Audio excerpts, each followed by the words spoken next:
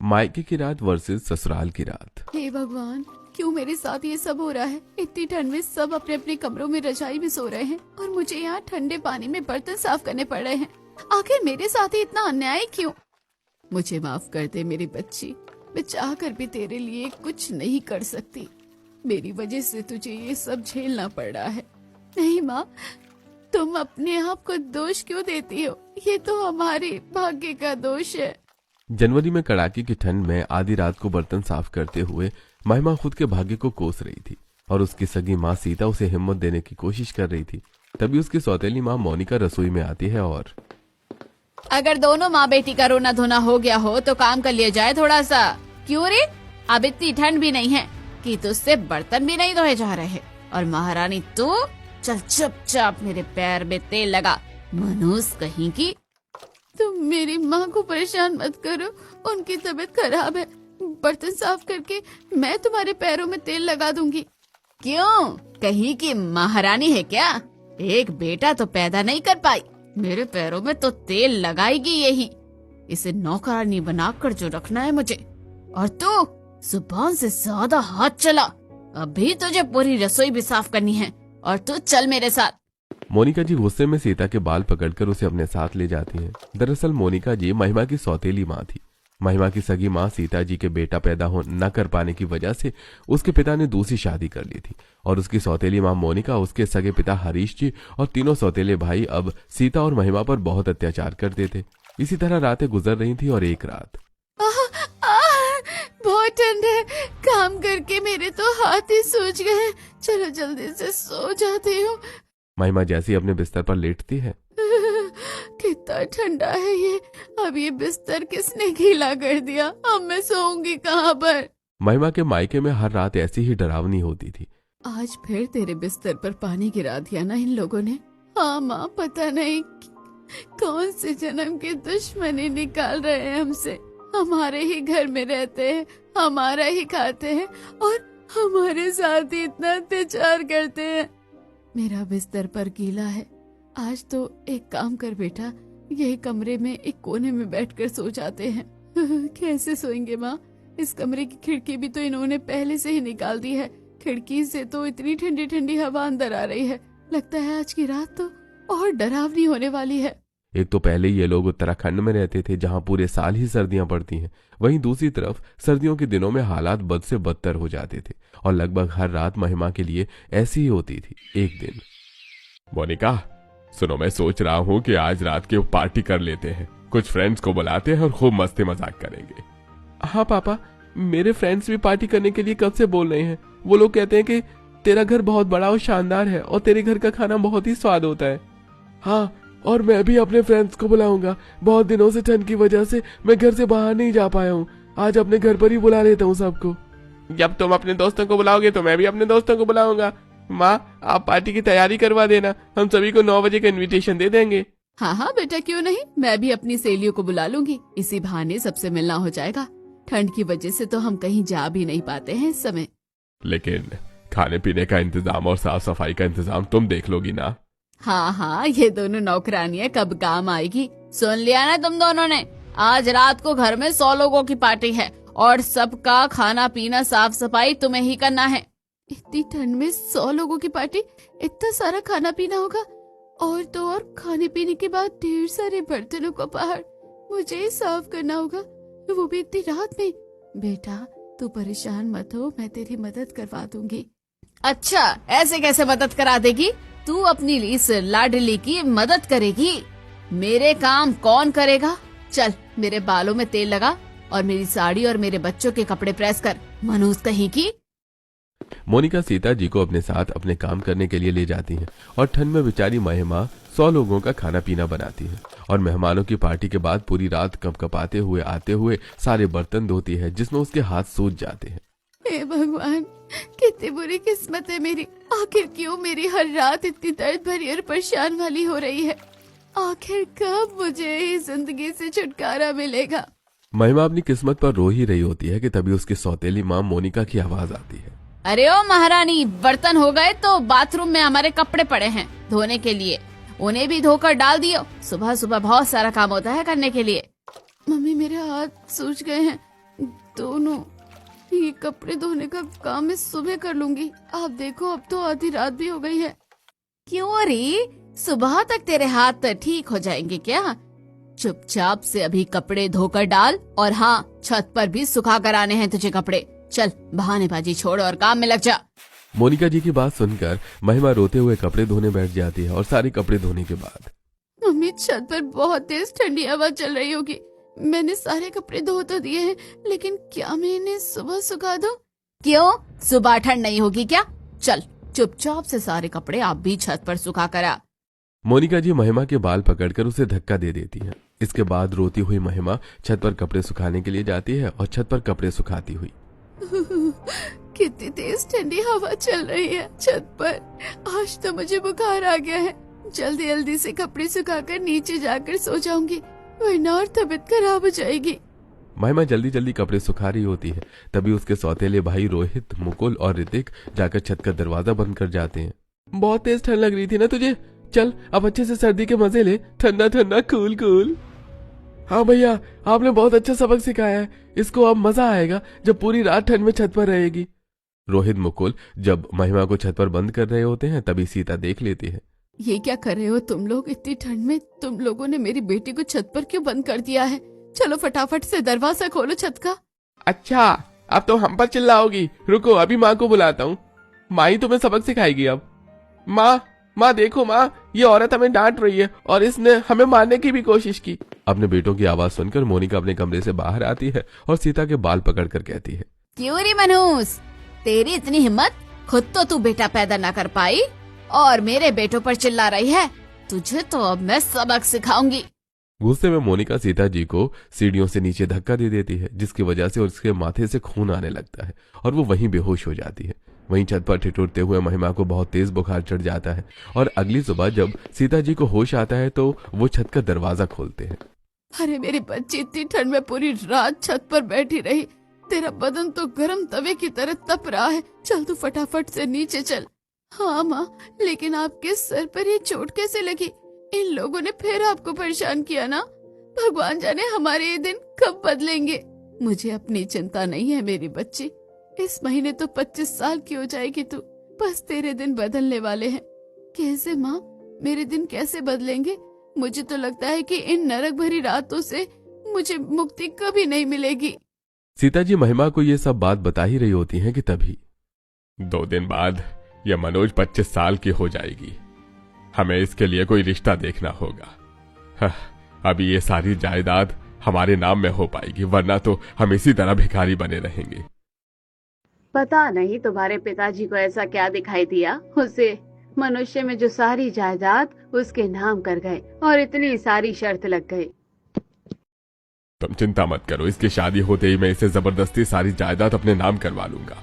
मैंने इसके लिए रिश्ता भी देख रखा है। अगर वहां से हाँ हो गई तो जल्दी ही इसकी शादी करके इसे घर से निकाल देंगे। हाँ, और इसकी वो मनहूस माँ तो बेचारी अपनी बेटी के गम में ही मर जाएगी। फिर हम होंगे इस घर के असली मालिक।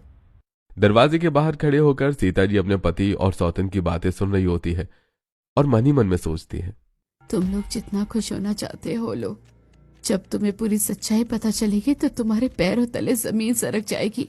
लेकिन अच्छा है, इसी बहाने कम से कम मेरी बेटी की जिंदगी तो संवर जाएगी। बेटी की जिंदगी तो संवर जाएगी। अपने पति और सौतन की बात से सीता जी खुश थी, क्योंकि वो जानती थी कि भविष्य में कुछ ऐसा होने वाला है जिसकी शायद किसी ने कल्पना भी नहीं की होगी। और कुछ ही दिन बाद, सुन सीता, मैं तेरी लड़की के लिए एक बहुत अच्छे घर में रिश्ता पक्का किया है। 1 हफ्ते बाद हम उसकी शादी कर देंगे। मुझे शादी में कोई भी बखेड़ा नहीं चाहिए, इसीलिए अपनी लड़की को समझा देना। ठीक है, चलो अच्छा है, कम से कम मेरी बेटी को अपने मायके की नरक भरी रातों से तो छुटकारा मिलेगा। महिमा जब अपनी शादी की बात सुनती है तो, हे भगवान, मेरी शादी, अगर मेरा मायका इतना बुरा है तो ससुराल कितना बुरा होगा। मैंने तो लोगों को कहते हुए भी सुना है कि सास और ससुराल दोनों ही नरक जैसे होते हैं। मेरी तो मायके की रातें भी इतनी दुखदाई और दर्द भरी थी। पता नहीं ससुराल में क्या होगा। महिमा अपने मन में ससुराल के नाम से डरती है, लेकिन 1 हफ्ते बाद उसकी शादी हिमांशु से कर दी जाती है। और शादी वाले दिन, ओए लड़की, चल इन कागजों पर साइन कर और ये सारी जायदाद मेरे नाम कर दे। पता नहीं मेरे बाप को कौन सा प्यार उमड़ रहा था तेरे ऊपर कि सारी जायदाद तेरे नाम कर गया। पापा मैं साइन कर दूंगी, लेकिन आप मेरी माँ का ख्याल रखना। हाँ हाँ क्यों नहीं, तेरी माँ की ही गुलामी तो करेंगे हम। चल साइन कर। महिमा डरते डरते साइन कर देती है और शादी होने के बाद महिमा अपने ससुराल पहुंचती है, जहां उसका धूमधाम से गृह प्रवेश होता है। और गृह प्रवेश के बाद महिमा बेटा, अपने नए घर में तुम्हारा स्वागत है। भाभी को उनके कमरे में लेकर जाओ, इतनी ठंड है, वो शादी के बाद थक गई होगी। चलिए प्यारी भाभी, मैं आपको आपके रूम में ले चलती हूँ। महिमा अपने कमरे में जाती है, जहां एक गर्म हीटर चल रहा होता है। उसका बिस्तर एकदम रुई के जैसा मुलायम और मखमली होता है। महिमा अपने बिस्तर को छूकर देखती है, तभी हिमांशु कमरे में आ जाता है। क्या हुआ महिमा, तुम ऐसे बिस्तर को क्यों देख रही हो? अरे ये तुम्हारा ही कमरा है। देखो मैं तो बहुत थक गया हूं, चलो तुम भी चेंज करके सो जाओ। महिमा की मायके की रात बहुत ही डरावनी, कष्टकारी और दुखदाई होती थी। इसी वजह से महिमा को विश्वास नहीं हो रहा था कि ससुराल में आकर उसे इतना नरम मुलायम बिस्तर और इतना गर्म माहौल मिलेगा। महिमा अपने पुराने दिनों को याद करती है और सोचती है, क्या मेरे मायके की रात और ससुराल की रात में कोई फर्क होगा? ये ससुराल में भी मुझे मायके की तरह ही दर्द भरी रातें गुजारनी होगी। महिमा पुराने दिनों को सोच ही रही होती है, तभी हिमांशु, अरे महिमा तुम्हें सोना नहीं है क्या? सो जाओ, काफी ठंड हो रही है और रात भी हो गई है। उस रात महिमा अपनी जिंदगी में पहली बार चैन से पूरी रात सोई थी। अगले दिन सुबह उठकर महिमा रसोई में जाती है और अपनी पहली रसोई की तैयारी करती है। अरे आज तो खाने की खुशबू से ही पेट भर जाएगा। ऐसा लग रहा है आज तो पूरा घर इतनी अच्छी खुशबू से महक रहा है। भाई क्या क्या बनाया है आज हमारी नई बहू ने अपनी पहली रसोई में? बहू ने तो रसोई में पूरी, पकोड़े, हलवा, सब्जी, न जाने कितने सारे पकवान रख दिए हैं। आज तो खाने में मजा आ जाएगा। भाभी जल्दी से खाना लेकर आओ, हमें भूख लगी है। महिमा डरते डरते सारा खाना टेबल पर रखती है और सभी लोग खाना खाकर महिमा की खूब तारीफ करते हैं और उसे शगुन देते हैं। महिमा का ससुराल में पहला दिन तो अच्छे से गुजरता है, लेकिन जैसे ही रात होने वाली होती है, हे भगवान, फिर से ही रात आ गई। पहली रात तो जैसे तैसे अच्छी खासी गुजर गई, आज पता नहीं क्या होगा। अरे भाभी, आप अकेले अकेले कमरे में क्या कर रही हो? सभी लोग बाहर हॉल में बैठे हुए हैं, आप भी हमारे साथ जाकर बाहर बैठो। नहीं नहीं अनन्या, मुझे अभी किचन में बहुत सारे काम है। अभी तो बहुत सारे बर्तन पड़े हैं और किचन भी साफ करनी है। अरे भाभी, आप इतनी ठंड में किचन में काम क्यों कर रही हो? हमारी मेड है ना, वो कर लेगी, आप टेंशन मत लो। नहीं नहीं अनन्या, काम तो सारा मुझे करना होगा ना। अपने मायके में भी सारा काम मैं ही करती थी। रात को ठंड में तो ये तो फिर भी मेरे ससुराल है। महिमा फटाफट जल्दी जल्दी रसोई की तरफ जाती है और बर्तनों का ढेर साफ करने के लिए ठंडे ठंडे पानी में हाथ देती है। तभी उसकी सास मीना जी वहां आ जाती है। अरे महिमा बहू, तू यहाँ पर क्या कर रही है? इतनी ठंड में तू ये बर्तन क्यों साफ कर रही है? चल यहाँ से। और हमारे यहाँ नौकर है बर्तन साफ करने के लिए, और नहीं भी होते तो तुम्हें ये सब काम करने की कोई जरूरत नहीं है। इतनी ठंड है, तुम्हारे हाथ भी सूज रहे हैं। चलो आओ, मैं तुम्हारे हाथों की मालिश कर देती हूँ। नहीं मम्मी जी, ये तो मेरा काम है ना, मैं कर लूंगी। मैं अपने मायके में भी सारा काम करके ही सोती थी। अरे कोई बात नहीं, तुम अपने मायके में सारा काम करती थी ना, लेकिन ये तो तुम्हारा ससुराल है, तुम्हें ससुराल में ये सब करने की कोई जरूरत नहीं है। मीना जी की महिमा का हाथ पकड़कर उसे रसोई से बाहर ले जाती है और गरम गरम तेल से उसके हाथों की मालिश करने लगती है। महिमा को ऐसा ममता भरा स्पर्श पहली बार मिला था, क्योंकि मायके में उसकी सगी माँ चाहकर भी उसकी मदद नहीं कर पाती थी। सास को अपनी मालिश करते देखकर महिमा की आंखों से आंसू आने लगते हैं और वो सोचती है, क्या सच में मेरी किस्मत इतनी अच्छी हो सकती है? मायके में मेरी रातें कितनी डरावनी होती थी, ठंड में मेरे हाथ सूज जाते थे, लेकिन फिर भी मुझे काम करना पड़ता था। और यह ससुराल में मेरी सास खुद मेरे हाथों में मालिश कर रही है। महिमा रोते रोते अपने मन में ही बातें सोच रही होती है कि तभी मीना जी, महिमा बेटा, तुम रो क्यों रही हो और इतना कांप क्यों रही हो? हम हैं तुम्हारे पास, और अगर तुम्हें ठंड लग रही है तो अभी हीटर चालू कर देते हैं। अखिल, जरा एक और हीटर चलाना देखो तो, भाभी को कितनी ठंड लग रही है। अखिल फटाफट से हीटर ऑन करके आता है। भाभी, एक हीटर मैंने आपके रूम में भी ऑन करके रख दिया है, आप टेंशन मत लो, आपको ठंड नहीं लगेगी। अपने ससुराल वालों का इतना सारा प्यार देखकर महिमा को अच्छा महसूस होता है, लेकिन उसे अपनी किस्मत पर अभी भी भरोसा नहीं होता और मायके में मिला हुआ ट्रॉमा वो अपने दिमाग से नहीं निकाल पाती। महिमा बेटा, तुम्हें कुछ खाने का मन है तो बता दो, हम तुम्हारे लिए मंगवा देंगे। कुछ गरम सूप या चाट, बताओ क्या खाओगी?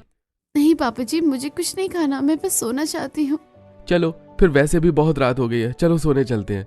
हिमांशु महिमा को अपने साथ रूम में ले जाता है, लेकिन महिमा अपने मायके की रातों के ट्रॉमा में ही होती है। जैसे तैसे उसकी आंख लगती है कि उसे सपना आता है और सपने में चल री मनुस, फटाफट ये बर्तन साफ कर, उसके बाद पूरे घर का पोछा लगाना है तुझे और बाहर का फर्श भी धोना है। माँ मेरे हाथों में सूजन आ रही है, मैं ये बर्तन सुबह साफ कर दूंगी। अरे सुबह क्यों, अभी क्या तेरे हाथों में मेहंदी लगी है? चल चुपचाप से सभी साफ कर।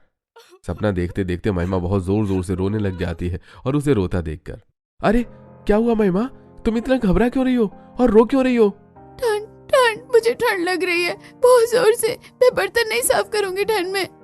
अरे अरे कोई नहीं कराएगा तुमसे बर्तन साफ, अरे तुम शांत हो जाओ। माँ पापा देखो महिमा को क्या हो रहा है। हिमांशु घबराकर अपने घर वालों को बुलाता है और जैसे ही सब उसके कमरे में आते हैं महिमा को रोता देखकर, क्या हुआ हिमांशु बेटा, तुम इतना जोर जोर से चिल्ला क्यों रहे थे? और महिमा तुम इतना जोर जोर से रो क्यों रही हो? कोई बुरा सपना देख लिया क्या? हाँ माँ, शायद इसने कोई बुरा सपना देख लिया है और ये रोने लगी। इधर आओ महिमा बेटा, घबराओ मत, हम है ना तुम्हारे पास, चिंता मत करो। और मैं हूँ ना, मैं भी तो तुम्हारी ही माँ हूँ। मीना जी प्यार से महिमा के बगल में बैठती, उसका सिर अपनी गोद में रखकर उसके बाल सहलाती है और प्यार से उसे अपनी गोद में ही सुला लेती है। महिमा चैन की नींद सो जाती है। अगले दिन सुनिए जी, महिमा को कोई पुराना सदमा लगा हुआ है, जिसकी वजह से वो रात इतनी परेशान और बेचैन हो जाती है। हमें उसकी वजह जाननी होगी, लेकिन उससे पहले हमें महिमा की रातों को बेहतर बनाना होगा। हाँ मुझे भी यही लगता है। अभी उसे हमारे घर में आए 2 दिन ही हुए हैं और दोनों रातों में वो परेशान हो रही है। दिन में तो वो नॉर्मल रहती है। हाँ माँ, उसे मैं रोजाना रात को घबराते हुए देखता हूँ, वो नींद में बड़बड़ाती रहती है, अचानक उठ जाती है और रोने लग जाती है।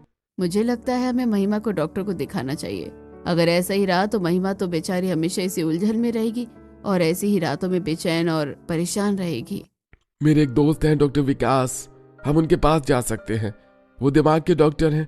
मुझे लगता है महिमा का ट्रॉमा वही ठीक कर पाएंगे। तुम कहो तो मैं बात करूं? हाँ आप बात कीजिए, क्योंकि मैं अपनी बहू को ऐसे परेशान नहीं देख सकती।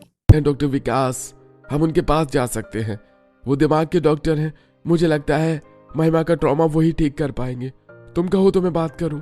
हाँ आप बात कीजिए, क्योंकि मैं अपनी बहू को ऐसे परेशान नहीं देख सकती। इसके बाद अतुल जी डॉक्टर विकास का अपॉइंटमेंट लेते हैं और महिमा को उनके पास लेकर जाते हैं। सारे टेस्ट करने के बाद डॉक्टर विकास, देखिए अतुल जी, आपका फ्रेंड होने के नाते मैं आपसे कुछ छुपाना नहीं चाहता, लेकिन आपकी बहू को मानसिक तनाव है। ये शायद उसकी पिछली जिंदगी का कोई सदमा है जो उसके दिमाग से नहीं निकल पा रहा है। तो हमें क्या करना चाहिए? हमेशा क्या करें कि हमारी बहू को इस तनाव से मुक्ति मिल जाए और वो चैन से रात में सो सके। कोशिश कीजिए कि उसके सोने से पहले की जो पल है वो उसके लिए सबसे बेहतर पल हो और वो सोने से पहले खुश रहे, ताकि उसे चैन की नींद आए। अगर कुछ दिनों तक ऐसा हो रहा तो वो अपने इस ट्रॉमा से बाहर आ सकती है। जी ठीक है डॉक्टर, हम कोशिश करेंगे।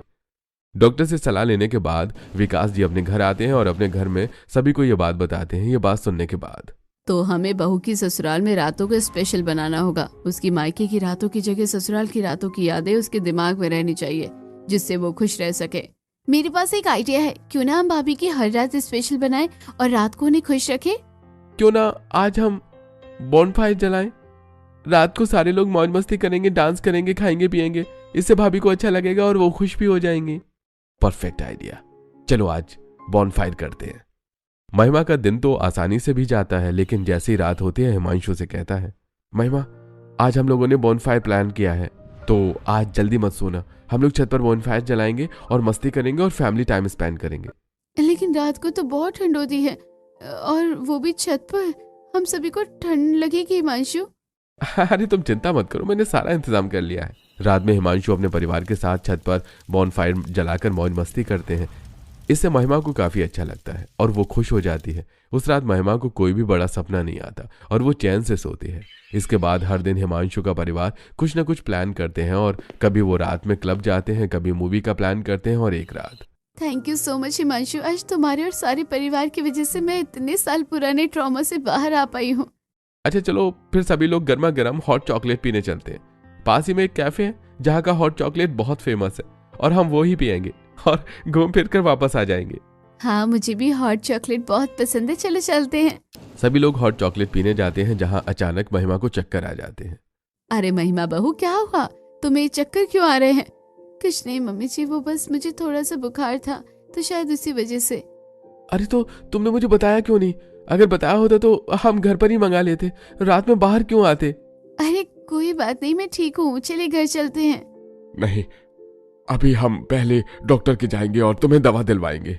नहीं नहीं पापा जी, मुझे दवा की कोई जरूरत नहीं है। बेटा, अब तुम्हारी शादी हो गई है, तुम्हें किसी से डरने की जरूरत नहीं है। मैं भी तुम्हारे पापा जैसा हूँ, तुम चिंता मत करो, हम हमेशा तुम्हारे साथ हैं। और जो तुमने मायके में झेला है वो कभी नहीं झेलना पड़ेगा। पापा जी, मुझे आज तक अपने पापा का प्यार नहीं मिला, आपने मुझे पापा का प्यार दिया, मैं कितनी खुश नसीब हूँ।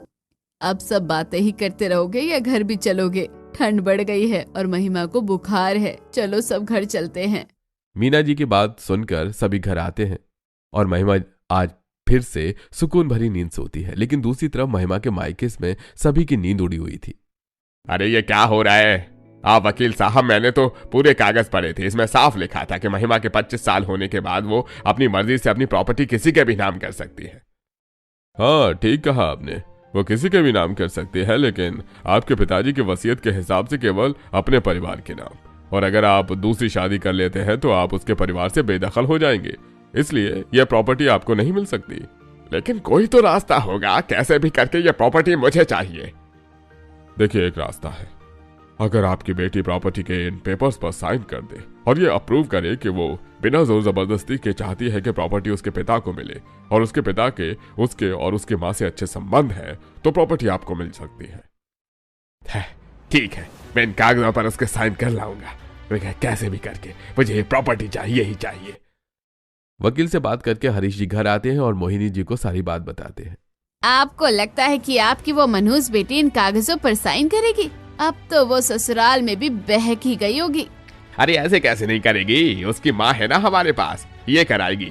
अगर नहीं करेगी तो मैं इसे जान से मार दूंगा। आप अभी फोन करो, उसे कहो कि हम कल सुबह ही आ रहे हैं उसके घर इन पेपर्स पर साइन कराने के लिए। उसी रात महिमा के परिवार में सभी लोग हॉल में बैठकर मूवी देख रहे होते हैं। तभी महिमा के पास पापा का फोन आता है। हेलो, अरे क्यों नहीं मनहूस, तुझे पहले से ही पता था ना कि प्रॉपर्टी ट्रांसफर में लिमिटेशंस हैं। कल हम वहां आ रहे हैं, तुझे कल ही दोबारा पेपर्स पर साइन करना होगा। लेकिन पापा, मैंने तो साइन कर दिया था ना, अब क्या हो गया? हाँ, वो मुझे पता है, तू और तेरी माँ कितनी चालाक है हम जानते हैं। तूने और तेरी माँ ने जानबूझकर हमें नहीं बताया कि प्रॉपर्टी मेरे नाम डायरेक्टली नहीं होगी।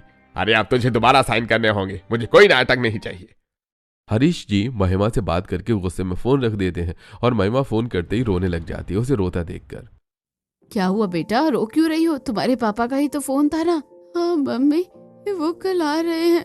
अरे ये तो खुशी की बात है ना, तुम्हारे मम्मी पापा कल आएंगे तुमसे मिलने। हाँ मैं जानती हूँ कल क्या होगा। हे भगवान, रात न गुजरे कभी। मैंने अपने मायके में जितने दर्दनाक रातें बिताई हैं, सभी से ज्यादा डरावनी होगी ये रात। उस रात महिमा सो ही नहीं पाती और पूरी रात रोती रहती है। अगली सुबह, भाभी आपके मम्मी पापा आए हैं, मैं उनको आपके कमरे में भेज रही हूँ। ठीक है अनन्या।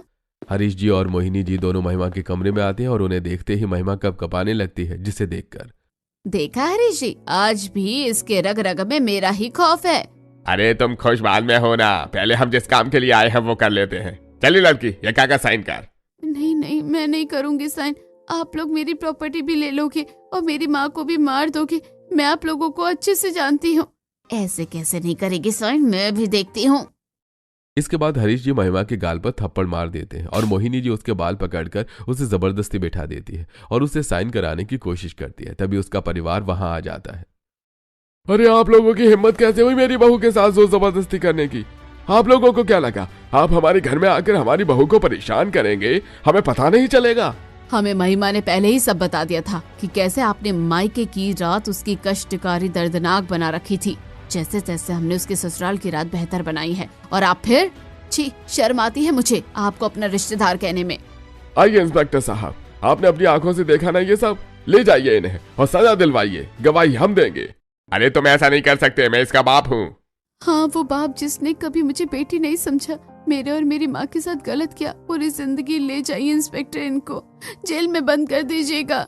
इसके बाद पुलिस हरीश जी और मोहिनी जी को पकड़कर ले जाती है। महिमा सास के गले लगकर रोने लगती है। मम्मी, मम्मी जी, मुझे अपनी माँ की चिंता है, न जाने वो कहाँ होंगी। चिंता मत करो, मैंने हिमांशु और अखिल को भेजा है तुम्हारी माँ को यहाँ लाने के लिए। इस समय महिमा की माँ सीता देवी बीमारी की हालत में वहां आ जाती है और महिमा को सास के गले लगे देखकर, मुझे माफ कर दे मेरी बच्ची, मेरी वजह से तुम्हारी ये हालत हुई, लेकिन तुम्हारे ससुराल वालों ने तुम्हारी मायके की काली रात को ससुराल की रोशन रातों में बदल दिया। बहन जी, अब आप भी हमारे साथ रहिए, मैं चाहती हूँ मेरी बहू हमेशा खुश रहे। इसके बाद सभी लोग साथ में खुश रहते हैं और महिमा की मायके की रात अब ससुराल की रातों में बदल जाती है।